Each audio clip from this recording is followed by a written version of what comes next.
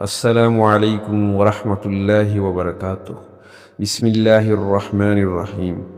جب انسان دنیا سے رخصت ہوتا ہے تو اس کی اصل آزمائش قبر سے شروع ہوتی ہے۔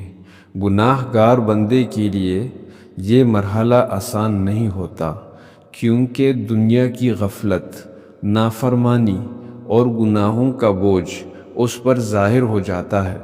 حدیث میں آتا ہے کہ جب گناہ گار کو قبر میں لٹایا جاتا ہے تو فرشتے سخت انداز میں اس کے پاس آتے ہیں۔ اس سے وہی 3 سوالات کیے جاتے ہیں: تیرا رب کون ہے، تیرا دین کیا ہے، اور تیرا نبی کون ہے؟ لیکن گناہوں کی تاریکی اور دل کی سختی کی وجہ سے وہ صحیح جواب نہیں دے پاتا۔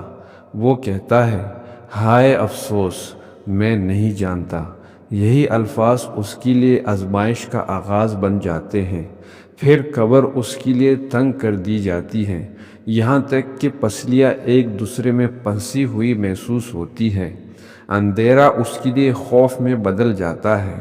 اس پر ایک کھڑکی جہنم کی طرف کھول دی جاتی ہے، جہاں سے تیز گرم ہوائیں، بدبو اور عذاب کی شدت اس تک پہنچتی رہتی ہے۔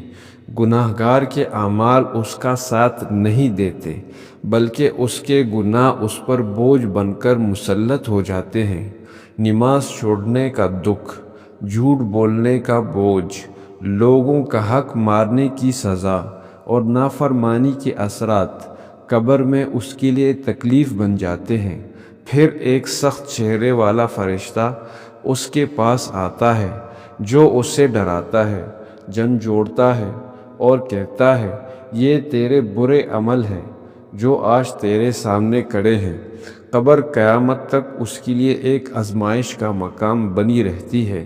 نہ سکون، نہ روشنی، نہ راحت، صرف انتظار اور اپنے کیے پر ندامت۔ یہ ساری آزمائش اس لیے ہے کہ دنیا میں انسان نے آخرت کو بھلا دیا تھا، اور قبر وہ پہلا مرحلہ ہے جو انسان کو اس حقیقت سے آشنا کر دیتا ہے کہ اصل زندگی تو اللہ کے سامنے کھڑے ہونے کی ہے۔